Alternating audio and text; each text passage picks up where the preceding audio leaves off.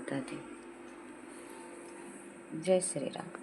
आज मंगलवार का दिन है। आज आप लोगों को हनुमान जी को पीली वाली सिंदूर उन्हें अर्पित करनी है, उन्हें लगाइएगा। और बजरंगबली को आज नारियल अर्पित करिएगा।